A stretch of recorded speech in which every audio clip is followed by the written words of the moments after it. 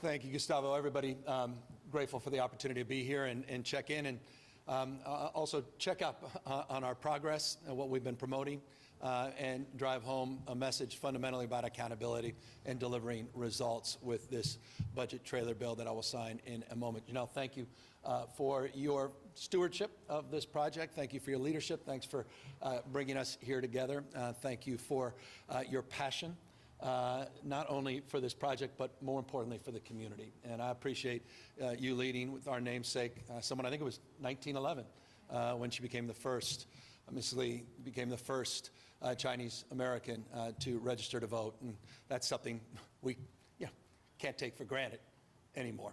Every day there's a new headline that reminds us how precious that fundamental right is and how we have to continue to fight for it. So it seems so appropriate to be here today in her spirit at this precious moment.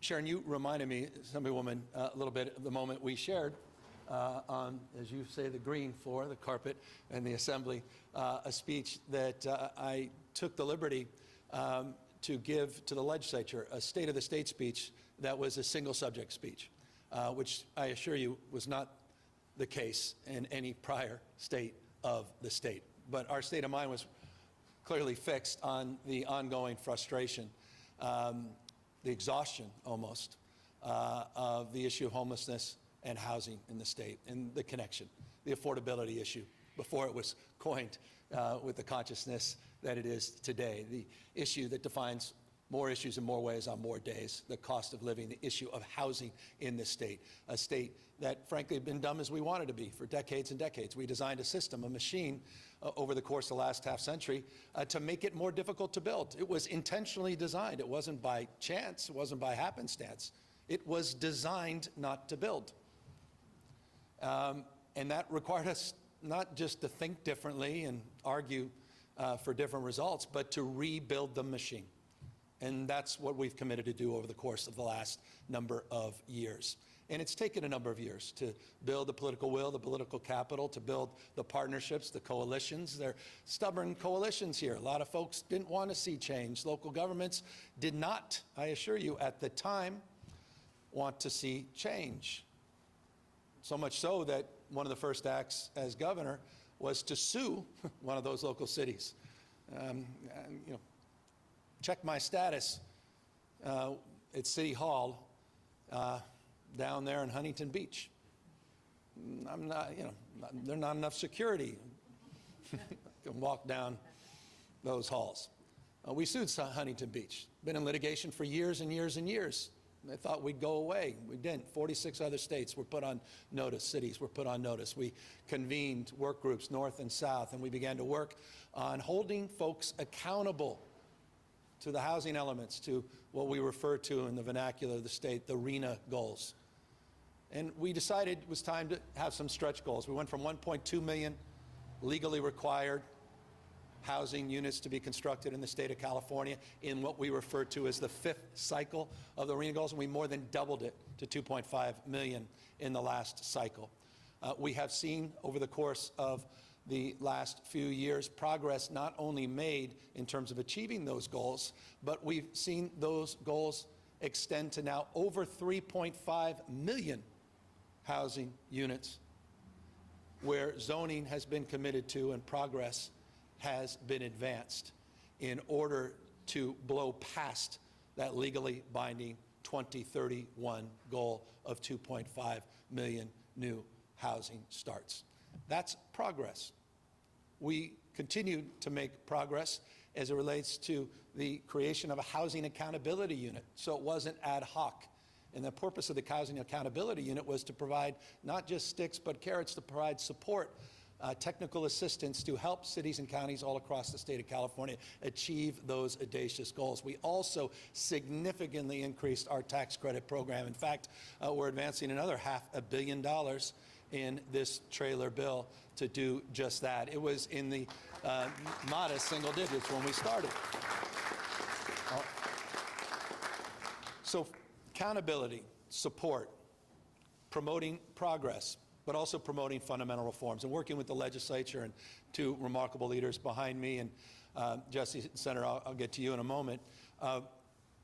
We started to chip away. ADUs was a big deal. Working on single-family zoning, SB 9 and 10, big deals. 2011 was a big deal, but nothing more significant and consequential. After nibbling around the edges, 32 CEQA reform bills that I was proud to promote, proud to sign, the Holy Grail was out there, the thing that Jerry Brown once referred to as the Lord's work, that struggled to even get a committee hearing, let alone out of a committee or a floor vote. And we were able to achieve that together rather audaciously. I know it wasn't the way you always want it, not in a budget certainly, but we got it done in the budget. And we did the most consequential housing reforms on infill and SEEK reform in California's history last year. And what was remarkable about that, it's the old adage, once the mind is stretched, it never goes back to its original form. After all the friction, the frustration around that, you all came back, the legislature came back this year saying, what more can we do? Because the support you received from that was off the charts. People recognizing we need to do more and better. We need to produce visible, in the spirit of the senator's remark, visible results. They want to see more progress, more RDATs. They want to see more projects like this built, not more press conferences. And so that led to a series of reforms that we're announcing and landing here today. And let me quickly sum them up and sign this. As Gustavo rightfully said, the issue of financing and the labyrinth, the jungle gym, not even a ladder of sorts that you have to navigate to get financing. I think, you were talking about stitching together 8 different funding sources just from the state of California. And we applied 20 times, she continues to remind me, for those funds. Now we will be advancing, we have technically went in effect a couple days ago, as Gustavo reminded me. It's in effect, this codifies it and allows the funding to flow to the agency that's now been established that will allow us to establish this one-stop shop to reduce the friction, the time, the duplication, the repetition, the bureaucracy as it relates to accessing those funds. What does that mean? You reduce bureaucracy, you increase access and transparency, that drives down costs, drives down the time to a project. And we estimate with that reform and the reforms that I'll get to in a moment on impact fees, that we can reduce the cost per unit by $60,000 to $70,000. A governor has not been able to say that in years and years in this state. That's progress. And that impact fee is an important part. I saw this firsthand. I remember I was a mayor. As Jesse reminded us, he was as well. Once a mayor, always a mayor. And, I saw, dare I say, I may have even participated in a little bit of the abuse in that respect. And I use that word intentionally because it started to get a little abusive, the impact fees. I mean, become candidly usurious. In some ways, it's outrageous. And for too long, we've been complicit. We've been passive. We've been indulgent. Impact fees tend to be solving a lot of other problems, but it's not solving this problem. It's not solving the issue that we claim is a crisis, but we're not acting as if it is because we're not resolving it. And so you've got some cities and counties, these impact fees are comical. They're outrageous. It makes it quite literally impossible to develop an affordable unit. It's BS. It's just a brand. I don't care if it's a nonprofit attached, it's BS. Because we're stacking so many fees to solve so many other problems. So we try to figure out what we can do at the state level. We don't run local planning commissions, though we want to run accountability and focus on that. And so we came up with a creative strategy. We took a few at-bats on this the last few years. We couldn't figure it out. This year, we finally figured it out. And that was to attach, seems a little obvious in hindsight, but all the state-funded programs. If you want state funding, you want $1, you want $200, you want $200 million, no local impact fees then. Drive down the cost. And if you do that, then we're also going to allow those dollars that you didn't attach as a fee to benefit your scoring at the state level and provide that as an offset to your quote-unquote local match. And all of a sudden, when we started to knit this together, braid it together, folks started to come together, including the leaders behind me in the legislature that drove this reform. So this is the first time in decades, first time in my knowledge period, we've done anything on impact fees. So we're streamlining bureaucracy, reorganizing a construct around a simple one-stop application around financing, focusing on real accountability at the local level, driving accountability at the state level with fundamental land use reforms and time to develop reforms as it relates to CEQA. We're organizing in a construct more support, not just more punitive actions, and we're more resolved than ever to reach our goals. And here I'll conclude, and this is important, and this may actually make some sense, because talking about RENA goals and 8-year 6 cycles makes no sense to anybody. But this might. 682,000 units have been constructed since 2019. 59% more residential construction than when we started, 59%. We've reduced the time to entitlement and permitting from 160 days to 68 days. That's a 57% reduction. 59% increase in the number of residential construction units and a 57% decline in the time to get these projects at the state level entitled. I'm proud of that. And let me give you another proof point. In the last 30 years, we've been struggling on multifamily. In the last 5 years, we've produced more multifamily than we have in the last 30 years. So we're finally seeing progress. We're coming out the other side of this flywheel, and I'm proud of that, and I'll end on this, including, as Jesse said, on homelessness. And there's not been a governor that can claim this, but it's only because of the work that Barbara's been doing, Mayor Lee and Jesse with his old hat, former mayor in Berkeley, and mayors across the region in the Bay, across the state of California. But for the first time in almost 2 decades, California has seen a reduction in unsheltered homelessness. Visible reduction.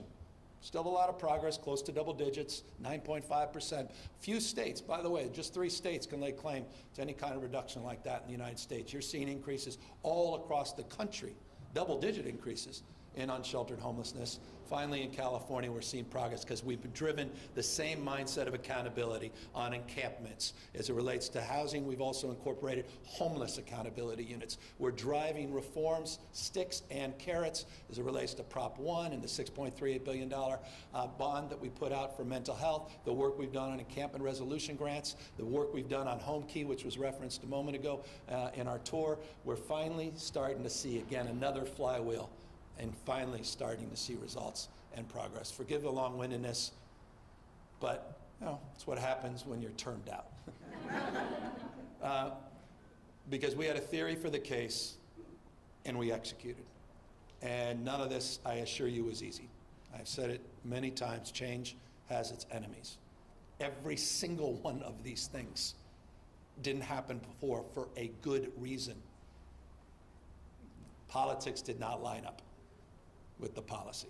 And so I just want to express my gratitude for all of you that helped create those conditions where we were able to move the needle and make real this progress.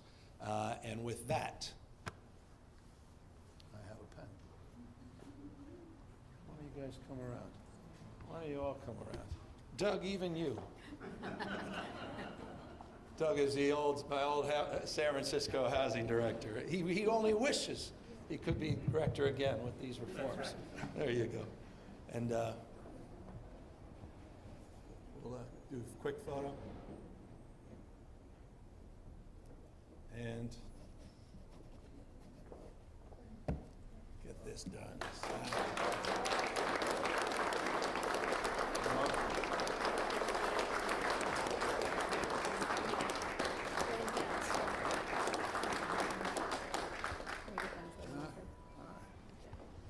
Genevieve, you know her budget. Oh, Genevieve. Hey, Genevieve. All right. We're all here, every one of us, to answer your questions. Governor, you mentioned your state of the state. Address another aspect of housing in that you noted Wall Street or corporations buying up single-family homes here in the state, and you promised to do something about that. You were in alignment with the president on that as well. Any movement on that? There was a state bill by Assemblymember Lee that he's been working on for years, but that died in committee. Yeah. Any updates on that promise? Yeah, there's been a lot of us are promoting that. The good news is, remarkably, the president may not be familiar because he didn't take the time to sign a bill, that what we were promoting, and by the way, take a look at that housing bill that was done federally, looks a lot like what we've been doing here in the state of California. Their reforms to NEPA, our reforms to CEQA, their focus on excess federal lands. We did that through an executive order the first year I got here. All those Caltrans sites and the development projects we put in those places, including on the corporate housing. And in so many ways, a model bill. And I applaud the bipartisan nature of that bill and the legislative leaders in Congress for advancing it. In so many ways, it neuters the need, not completely, but substantially, for the state of California to move forward. That said, there are a number of bills and discussions and amendments that are in play as we assess exactly, waiting to see if that actually got signed or the midnight deadline passed, to assess what it means and what it doesn't mean in relationship to California's unique conditions. So we'll assess that further, but substantial progress was legitimately made through the housing bill that was advanced federally. Governor, even with the progress that you cited, California still ranks as one of the most expensive states for housing, and especially with some of the bureaucratic red tape that gets in the way. What's your message to Californians who are struggling with this issue? How long might it be until we start to see? Well, I hope they'll take a look at this press conference in the last 20, and they'll hear exactly what we're doing substantively on that topic. We're getting rid of the red tape, substantively. That's an old talking point now, because we have proof points that suggest differently. 59% increase in housing construction, 57% decrease in the time to getting permits. That's real. That's the receipt on the substance. 3.5 million units now planned and in the pipeline, doubling of the legal mandate under the housing element and the RHNA goals. A housing accountability unit driving reforms and compelling localism. A focus now on YIMBYism, not NIMBYism. Nation-leading reforms to substantively address that issue. And yes, it is the issue, as I open up the press conference, that defines more things, as I suggested, in more ways, on more days, about the struggles of more Californians and Americans. Cost of housing. And it's not complicated. It's supply demand. It's Econ 101. We need to build more damn housing, and we need to lower the cost of construction. Governor, counties have been critical of the provision in this bill that limit their ability to bring in revenue from these impact fees, and I guess I'm wondering, what's your response to that criticism that this makes it so that they're less likely to spearhead affordable housing projects? Well, as a former county mayor, talking to the wrong guy. I know a thing or two about what I speak. They can choose not to. But don't try to seek more access to state funds. Or you can lower the cost of construction and deliver for your communities, for your counties. We did this, I think, very strategically, thoughtfully, and we knitted together with not just the punitive side, the stick, but real incentives that are laid out in this legislation.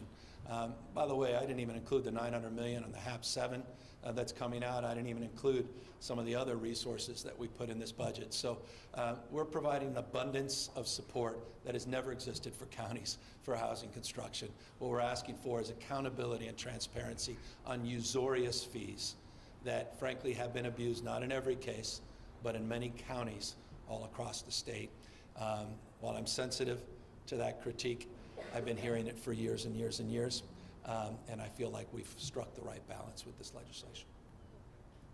So everyone have three measures on the ballot, 26, addressing housing, Hertzberg, Olesa, Trump's bond, the affordable housing bond, and CEQA. Do you think that the state has done enough for voters to look at all that money, look at those three, and say yes on all of them? Yeah, well, I'll get to the, I'm going to go through what I do this time every other year, and that's assess the merits, demerits of all the bills. But certainly I'll speak to the one that we can all speak to with some intimate familiarities. We all worked on it together, which was the state housing bond, which absolutely the voters should support, that was vetted in the mindset that we brought to this legislative effort here today, which is a mindset of accountability and transparency about delivering results, about time to delivery, and about lowering costs.